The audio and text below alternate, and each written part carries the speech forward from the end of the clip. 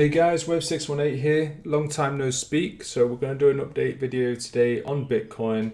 It is the 1st of July 2019, just gone 8 PM UK time.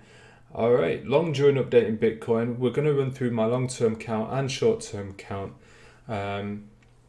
So I am still very bullish within Bitcoin. Obviously we're seeing this pullback from 14k.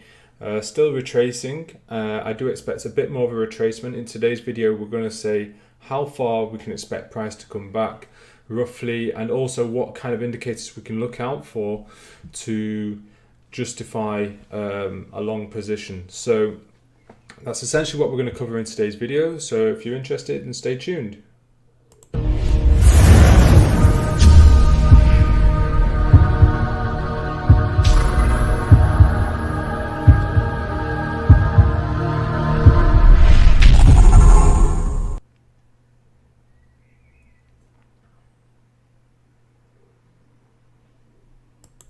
Alright guys, so let's get started with Bitcoin. So, well, first of all, just want to say apologies, it has been a while since I've done a public YouTube video. Of recent, I have put a lot of attention into the cryptology group, which I announced on Twitter and YouTube, so you're probably familiar with it. That's where I'm essentially doing weekly updates on the top 15 market cap cryptos. So I've been putting a lot of attention into that, setting up organizing the Discord, responding to emails, queries, really getting things organized there. So yeah, it has taken up quite a bit of my time, but now we've got a bit of free time. We'll do an update on Bitcoin. So yeah, and if you are interested in joining the group, the Discord, which is growing really nicely, yeah, visit wave618.com, where you can find all the information you need regarding the group and also my educational course. Alright, but without further ado, let's get started on Bitcoin. So my long-term count, those of you who've been following me for some time will know that I've got this WXY counts. That's W being this three-wave move down, X wave being a descending triangle, that's A, B, C, D, E, and then our Y wave was a further 3 legs down, where the Y wave was in fact a 0.382 extension of wave W. So a very nice Fibonacci relationship. We then found our bottom here around 3.2k, and for me, the way I use my strategy is I look for the breach of the pitchfork before having that confirmation that the downward trend has been broken. And you can see that once this upper warning line got breached at around this level, at around 5.5k, that is when I announced that I've changed my bias from bearish to bullish. And you can see very nicely price went very parabolic, absolutely cut through this horizontal price action, this price range around 6k to 7k, cut through it very nicely. I was expecting some degree of a pullback at that level, but obviously there's a major show of strength. We cut through, and since then you can see we've pretty much curved out a very nice parabolic move, and people aren't that familiar with these moves. Those of you who didn't trade crypto in the past are a little bit phased by this and are thinking, wow, we're seeing record levels on the RSI, really overbought levels, everyone's afraid to go long, and yeah, that's fair enough. If you're not familiar with these kind of moves in crypto, it is going to scare you off. But to be honest, I'm not very interested in the RSI when it comes to cryptos.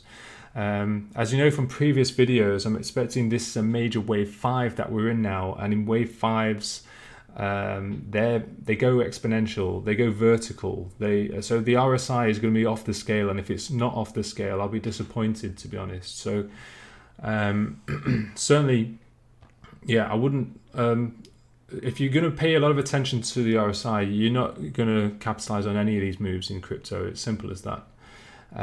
Yeah, so let's talk about what price has done. Let's explain this price action, and I'll justify why I still believe that we're going to turn further bullish. So essentially, the count that I've got for this move up to here is well, first of all, I've got this as our initial impulse, our wave 1, corrective price action wave 2, and I've got our wave 3 finishing here. Now, from previous videos, you'll know I had another pitchfork which looked at the move starting from here, and then it looked at this wave 2 of this So the correction of this initial impulse was used to create a pitchfork, and price was really adhering nicely to this pitchfork. Now the reason I've got my wave 3 finishing here is because just using percentage fibs, you get a very nice 4.236 relationship between this move up to here and this move here. So for example, if we look at the percentage move up to here, so roughly around 33 to 35%, and then looking at the move from here all the way up to here, around 150%, it does work out roughly around very close to the 4.236 extension, and you can easily count 5 waves within that. You've got your 1, 2, 3, 4, 5 waves up to here. So along with a nice 5-wave count with that 4.236 extension, it's reasonable to say the wave 3 finished here. And considering the fact that we did see a major pullback, that said, it still continued to propagate upwards in a fashion of a running flat. So it was an A, B, C. So that's the wave count I had for the wave 4. It was a truncated pattern, which I explained in previous videos. It was truncated, and the way I knew it was going to truncate is because Ethereum had finished its wave 4, and it actually finished without a truncation, and it was clearly due to start moving up following the completion of that pattern. So yeah, that's how I knew it was going to truncate around this level. So since then, we've got our 1, 2, 3 and wave 4 finished, and now we're in wave 5. Now wave 5, as I say, it's usually the biggest and most explosive move within crypto. And so of this wave 5, so far I can count very nicely 5 waves up here, and there is a pitchfork for that. I'll try and find that in a moment on the shorter time frames. But so let's first of all zoom in on the 4-hourly. So here I start my count here. This is so this moved down. Let's just label it. This wave 4 was an A, B, C, where the C wave was truncated. So the C wave is typically 5 waves down, and I was expecting, as with Ethereum, it was 5 waves down. It came down in a diagonal converging price action pattern. And here you can see we've got a 1, 2, 3, 4, and then the 5th wave failed to come lower than the 3rd wave, creating that truncation.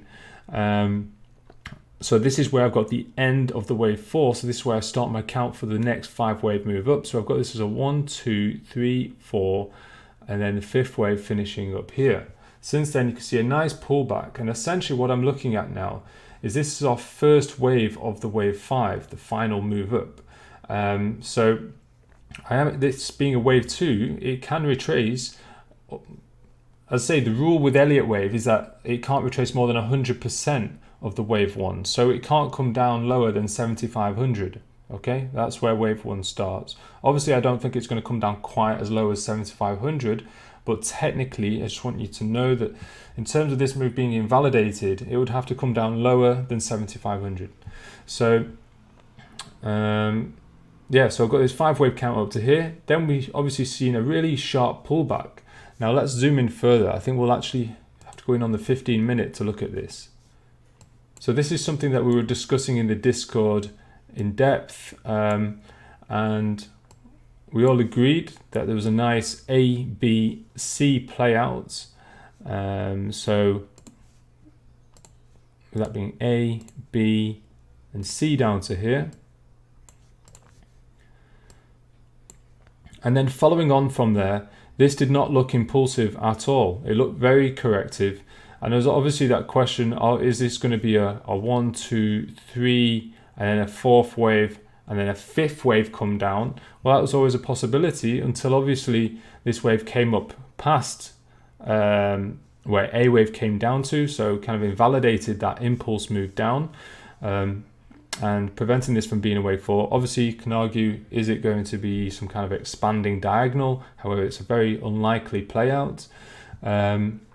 So yeah, the odds are much more in favor of a WXY at this point. So just taking that off. So I was very happy with calling this a W down to here, X wave up to here, and then the Y wave is going to bring us down further. Now the big question on everyone's mind is, how far down is it going to go? Well, first of all, I just want to make it clear, the fact that this is 3 waves down tells us it's corrective, yeah? So it's not going to be a humongous move down. We're not going to see price coming down to around 5,000, anything like that. If this was obviously a 5-wave move down, this was a 1, 2, 3, we saw a 4 and then a 5 come down to here, then I'd be getting concerned about a big retracement. But obviously we only saw the 3-wave count down, then we've seen corrective price move up to here, and now I'm expecting another corrective wave coming down further. All right, so as I say, let's talk about how far we can expect it to come down. Let's zoom in on the, or not zoom out rather, on the hourly time frame. So this is the move up that we're retracing at present. So starting from 7,500 roughly. So let's do our fib retracement tool. There we go. And so we're pretty much very, very close to our 0.618 retracement. That's at 9,900. So that's at 9,900, and the other way of determining where price is going to come down to, obviously you can do your Fibonacci extensions. So if that's our wave W, extend that from where wave X finishes, and then so these are your fib extensions. So any of these can get hit. Typically with a WXY, any of these points can act as reversal. So often the 0.618 will act as reversal. However, unlikely, because it's only just about formed a lower low than the preceding W wave. So certainly I would want to see at least the 0.786 tested. But certainly it can come down to hit the 1-to-1 ratio, the 1.236, 1.382. Now the 1.382, that's getting a little bit close to the bottom of the where the whole impulse move originated. So I don't see this getting hit at all. 1.236 would be probably the worst case scenario for this retracement, and that's around $8,000. Could it go down that low? It's certainly possible, certainly possible. So if you are, personally, when I'm looking at longs, I'll be very cautious about leaving myself room for a potential further pullback, certainly just below around the 8,000 mark. There is obviously horizontal support of the wave 1 top here, so you see a bit of a range around here where that will act as a bit of support.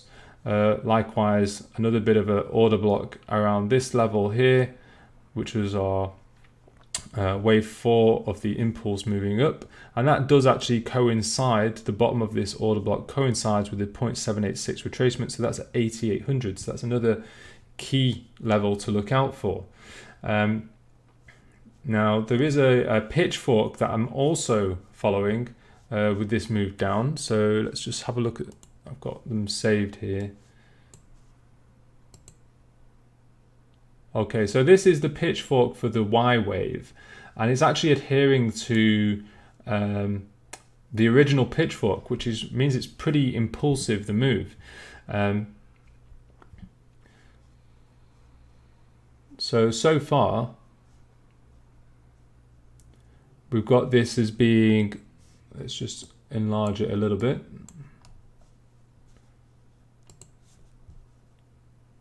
So if this is a 3-wave pattern down to here, to make our W, X is corrective, we expect the Y wave, it should also be a corrective move. So actually so far, this has been, if this is our first impulse correction, the next impulse, it's looking very, very impulsive, and it's actually come down, I think, beyond the 1.618. Okay, as you can see, the 1.618 extension is here at 10,400 roughly. So we broke down below that, we then retested it, it's then acted as resistance, and very easily I see us potentially coming down to the 2.618. That is a level where we could start to see a bit of a turnaround, and that's at 92.50.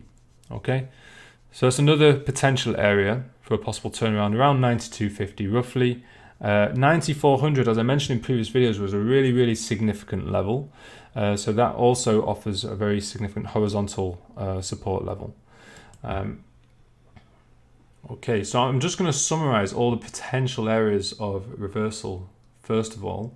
So that's one pitchfork. Let's just actually, let's get rid of that fib tool. Let's hide this pitchfork. There's another larger pitchfork that I want to demonstrate.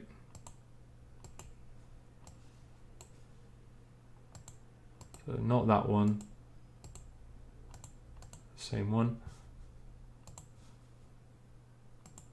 Okay, so this is the pitchfork that I want to demonstrate. So this is playing out like a WXY, and at the moment we're adhering to this shift pitchfork. Shift pitchfork is essentially used to track corrective price moves. So rather than impulsive moves, it tracks corrective moves. So again, this is telling me that we are, because price is adhering nicely to this shift pitchfork, it's further giving me confirmation that this is just a corrective sequence. So further giving me that conviction that we are going to see a bigger bounce and take out these all-time, or this high for the year of around 13,800.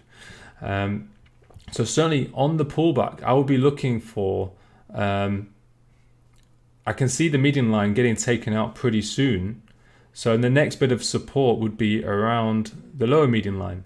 And I think probably, I can't see us coming down as, well, we could potentially test the lower warning line. However, if it is to test that, I would have to do it very soon, which I don't see it happening. So, and the lower warning line, if it were to test it later, probably that would be too far down. That's at 7,500 at this point. So that's retracing way too far. I think more likely we see a bounce off the lower median line. So these are all the things I'm looking out for. So first of all, we've got a one-to-one fib extension at around 8,800. And there is a bit of a confluence with this lower warning line here. So this is around 8,900, 8,800, 8,900 around here. So that's one place that I'll certainly be looking very closely for a potential turnaround. But essentially, the most important thing to look for to confirm that a turnaround is high volume. We really need to see volume come in on a high level. Now, obviously, we did see a bit of a spike here, but I want to see the volume on this low should be higher really than the volume on this low.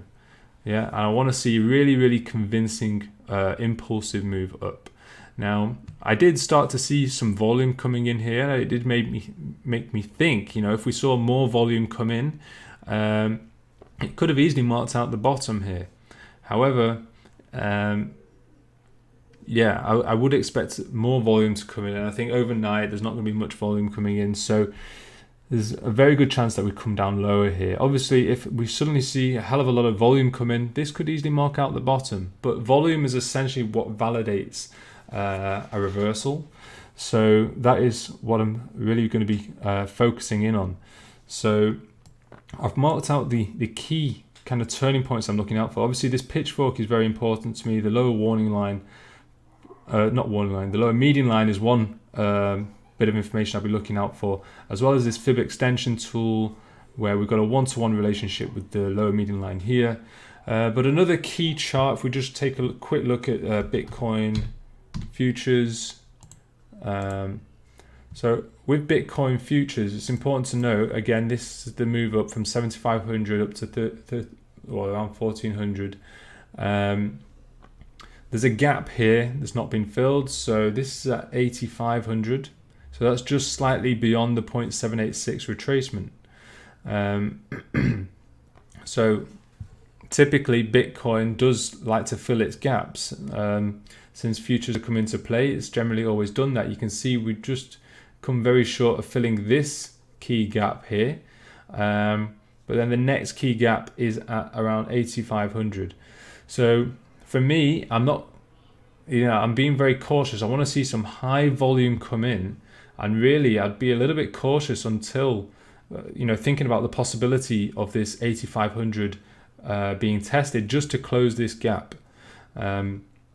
Certainly, you'd have to favor the probability of that happening based on the fact that it's pretty much always happened in Bitcoin. So, yeah, something to look out for there. So, yeah, using the Bitcoin futures chart, the 8,500 level is a key level to look out for. So I'm not going to give an absolute number saying it's going to hit this point and bounce up. I'm not going to do that. I mean, we have to monitor price action as it comes in. I can give ballpark figures as to what I'm looking at, and I think I've made that clear. As I say, I'm looking at a range between 8,500 to 8,900. I'm looking around that range for a potential reversal, essentially using that lower median line on Bitcoin at around 8,900, probably going to act as key support. So once price does eventually wick down, bounce off a key level, I will probably want to see price above this lower median line before starting to add long positions. So that's essentially what I'm looking out for. As I say, I know there's people there who want an absolute number saying price where price is going to come down to. That's not going to happen. That's not how trading works. It's a dynamic process. As information comes in, we can come up with more accurate targets. But at this moment in time, there's variable levels that it could reverse. But as I say, the key thing for me to say from what I've seen so far is that this is just corrective price action so far. And at the moment, we're just seeing a WXY play out. And once the median line breaks, next support would be the low median line. So that's probably the most important indicator that I'm focusing on at the moment. It would be this pitchfork, this downsloping pitchfork. All right, guys. So I hope that gives you a bit more information. I hope it helps. So if you've liked the video, leave a like, and if you've got any queries, feel free to put it in the comments, and